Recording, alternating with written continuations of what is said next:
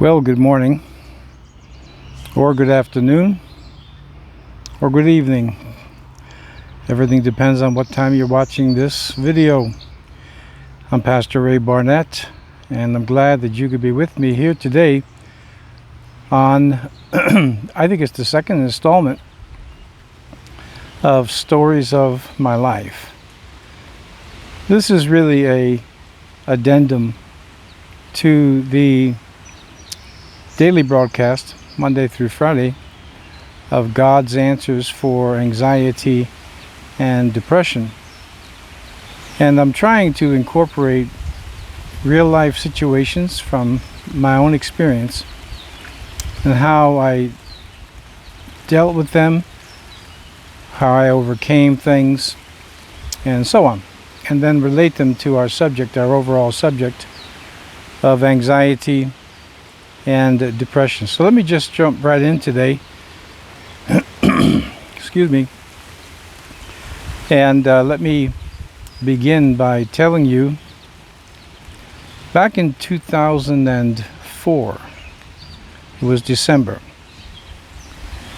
and I ran into one of my associate pastors at the time, and he asked me, did I hear what happened to so-and-so, a very close friend of mine, another minister who also happened to be in charge of the state of New York for the denomination that I was with at that time for about 23 years. When I heard the news that he had been dismissed, I was shocked.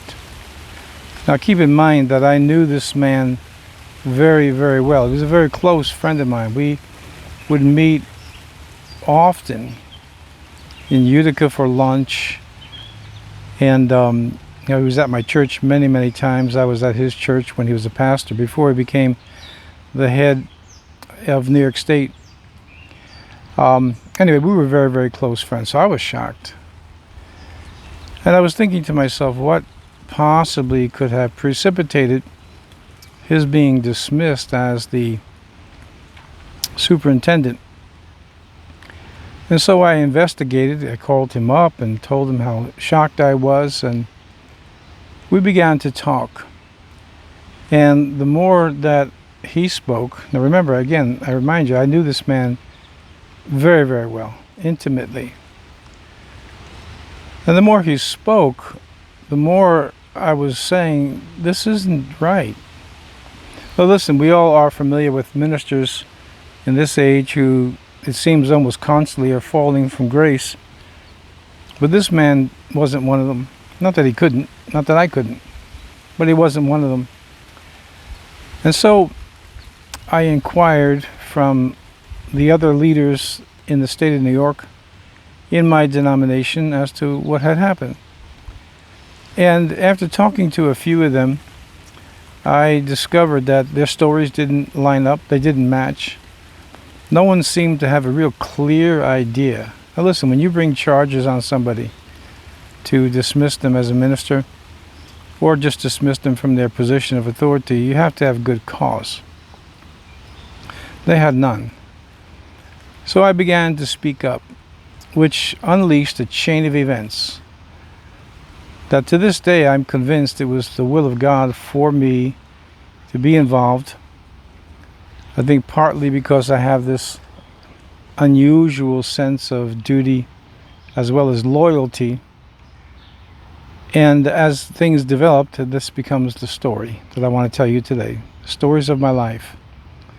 So I'm going back roughly 15 years, because as times was going on from December 2004, I was working my way into the spring of 2005. And the more investigation that I did, the more questions that I asked, the less clear it became, until one day I received a phone call from the general superintendent of the entire denomination. This is the largest Pentecostal denomination in the world. And he called me up and he began to tell me how he had advised the leaders in the state of New York not to do what they did to this man, and so on and so forth. So I felt very grateful. And I also felt incensed. I felt very, very angry. So I proceeded to contact ministers throughout the state, telling them that our leadership has done something terribly wrong, which, believe me, was the tip of the iceberg. Well, to make this long story as short as possible so I can give you a didactic lesson that I learned, and hopefully one that you will learn. As I went along and was speaking to other ministers, what happened was, we use the expression, excuse me, we use the expression, this argument went global. Well, in my particular case, it literally went global. I was receiving emails from as far off as Israel, Australia, and South Africa, and then from various states of the United States, South Carolina, Wisconsin, Missouri, and on and on and on, all over the place, of people telling me similar stories that was happening, same denomination, in their local states, their particular state. So after a while, it just began to stink more and more. Finally, when the leaders of New York State had enough of my inquiries and my attempts to arrive at the truth, they brought me up on charges. Now, I want to say, without any hesitation or equivocation, I hadn't done anything wrong.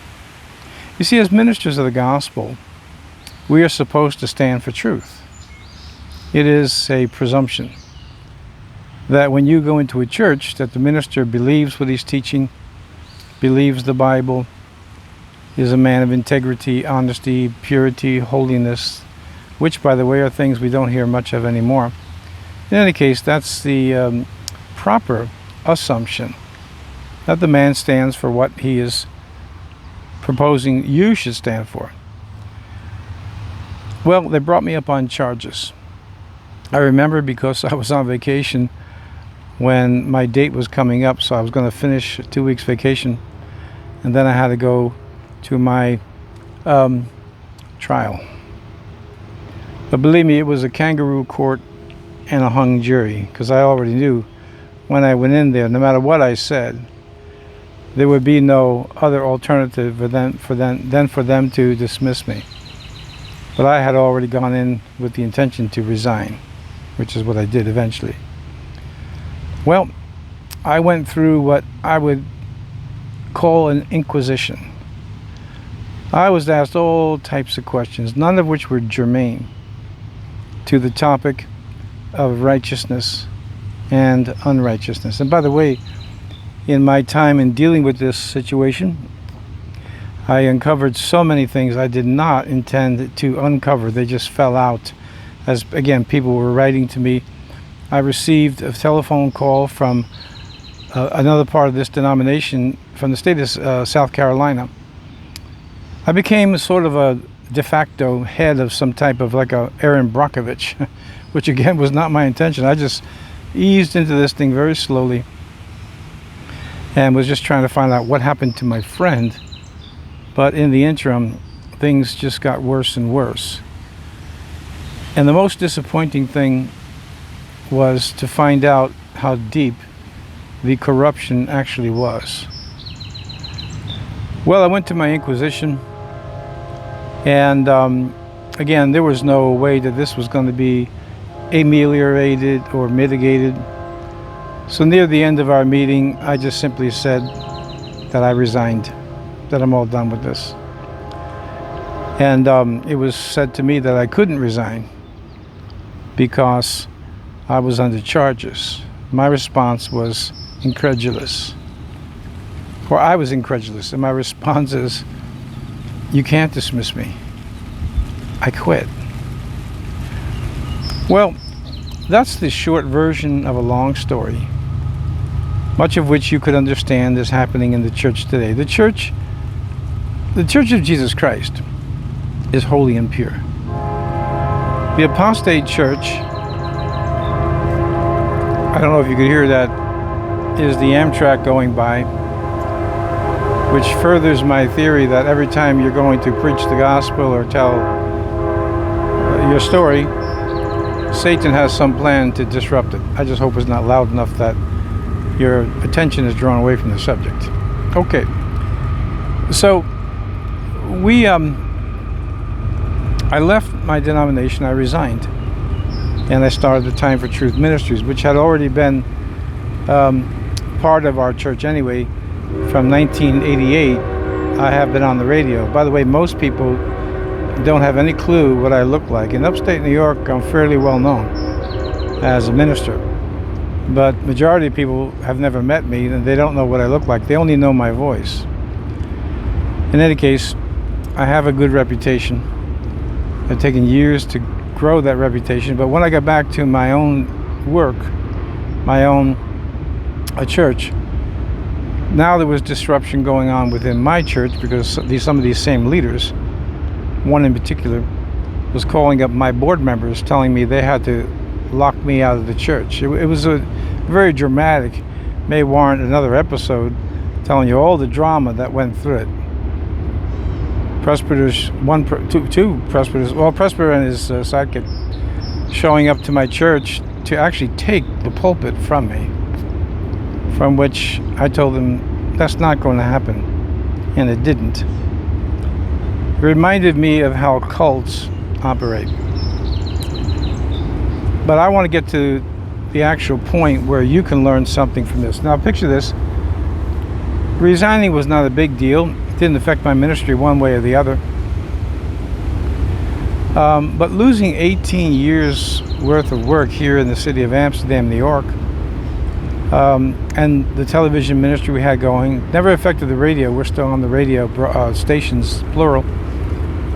But friends. Well, first of all, in my denomination, every single one, with just a couple of exceptions, totally never talked to me again. And I was being isolated. I was losing. I eventually lost the 18 years worth of work. Listen, when you're in ministry and you've worked in and with the local people for 18 years, and then all of a sudden I knew that I had no other alternative but to resign from the local church. But what I told the people is that there's no way I'm leaving this city.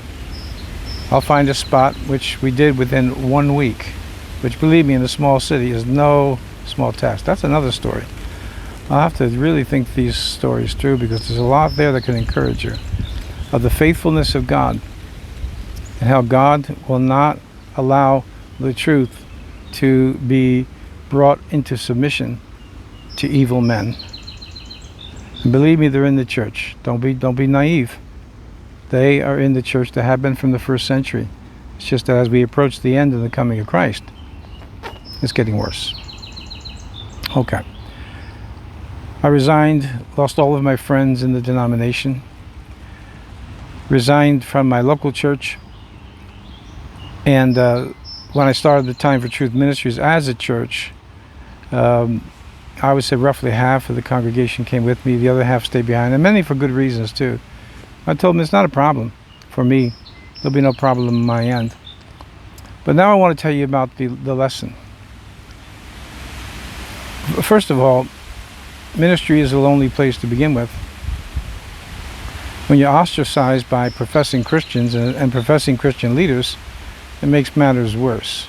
For the last 15 years, I often tell people in a joking way, I feel like I've been on the island of Patmos, lost most all of my fellowship with other, my peers. Find myself often,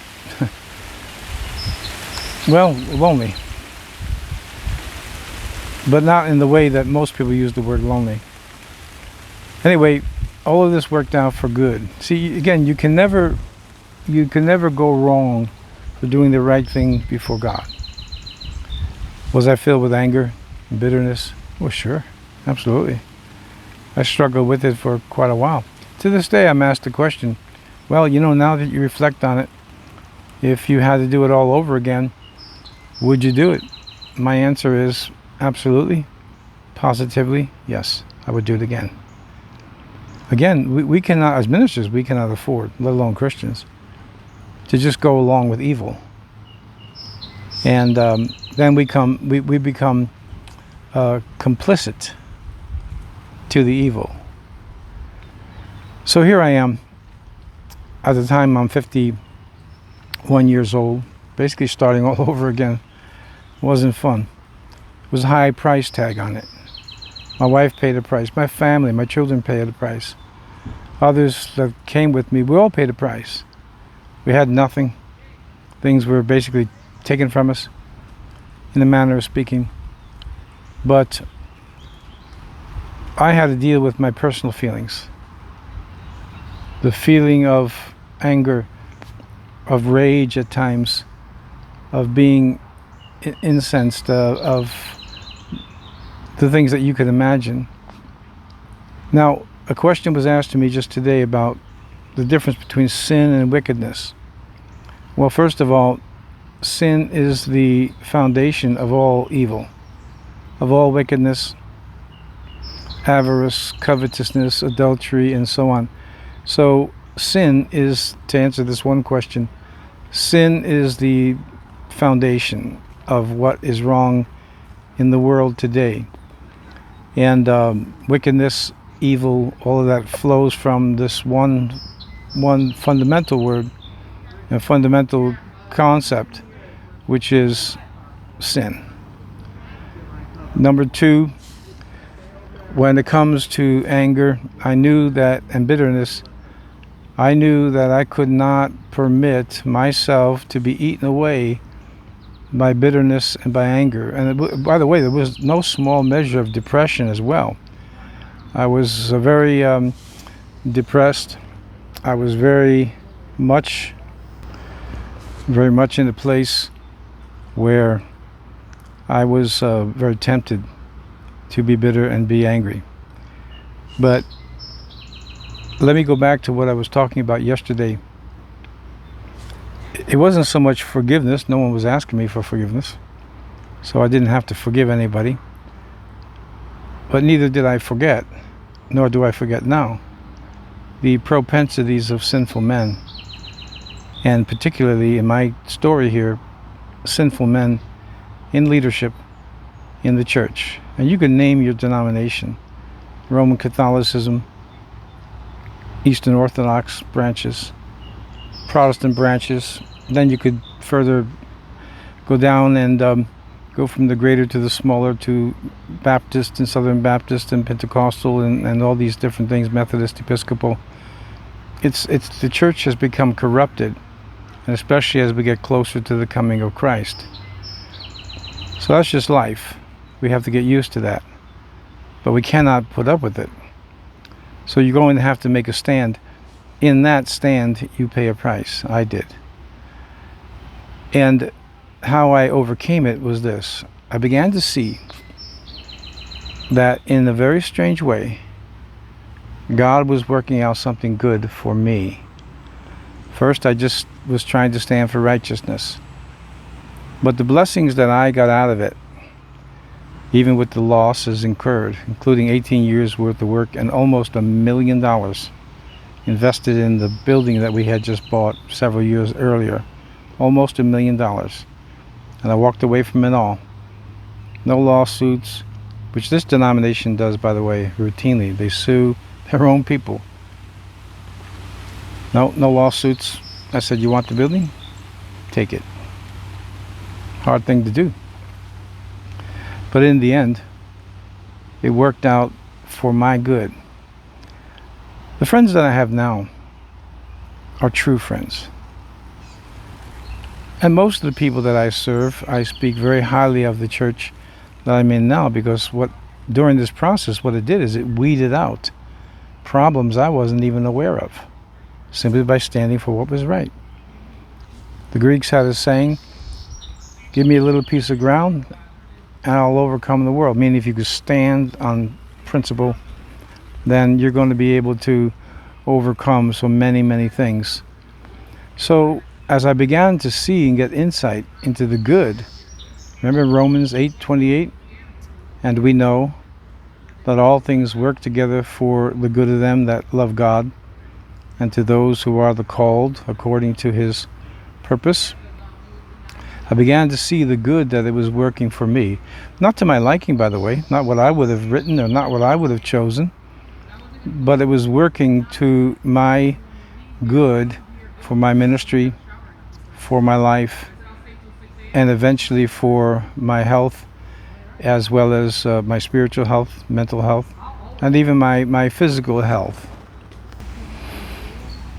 Okay, just had to switch my position as I have received some company, people out looking to enjoy this beautiful day, which is fine. So, to sum up, anger. Unforgiveness doesn't apply so much in this case because the case was different. However, there was tremendous wrongs done to me, even since.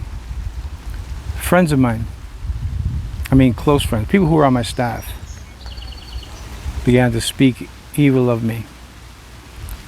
You see, today, I'll say it bluntly, when it comes to the pulpit, we don't have many men of character or strength or resolve for righteousness. What we have is many hirelings. And again, as these former friends came out against me and spoke out against me, just so they can get more position in the corporation, become company men, it kept working for my good. God was showing me that so many, and not all of them, but so many of these people were always holding me back from my potential. Point is, number one, sin is the foundation of all wickedness, evil, and what have you. Number two, if you have been done a wrong, and I know that we dealt with this yesterday, and I know that so many of you have, you're not alone. Sometimes people have a tendency to look at people like me and think that everything just went, I always had it together. In my estimation, from day to day, I rarely have it together, but I'm learning. I've learned from experience. I've learned from bad experience. And that's the thing. When it comes to anxiety and depression, keep in mind, I just told you in this incident, I had a pretty good case of depression. Not clinical, not lock them away, but it was very depressing. And there was other things I could add in there too that makes this story even more interesting. A lot of heartaches. But I would never let it put me down. I remembered the words of James Corbett that said that what makes a champion, James Corbett was heavyweight champion of the world, what makes a champion is that he will always go one more round. So don't let anger eat you away and cause symptoms of anxiety and depression. Don't let bitterness, envy, other things that the Bible names take away from your life instead of adding to your life. Don't let isolation. Now, I know what it's like to be isolated, okay? Which is something, by the way, throughout my life, I didn't know what it was like. I always had tons of friends. But I do. I know what it's like to be isolated. I know what it's like to be intensely angry.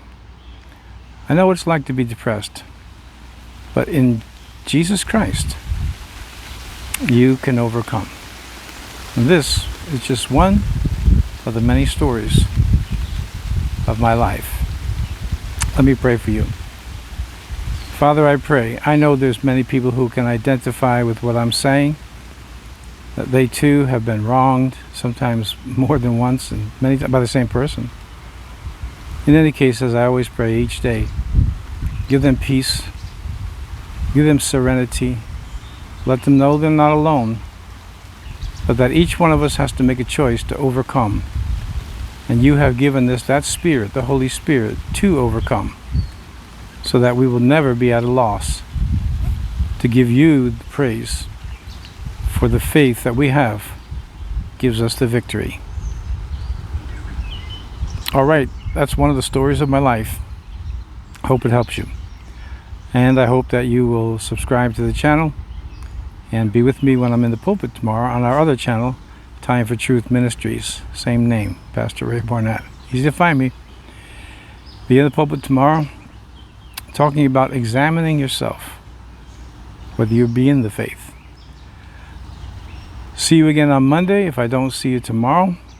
Have a great weekend.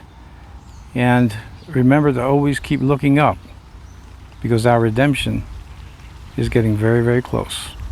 God bless, and thanks for being with me here today on God's answers for anxiety and depression.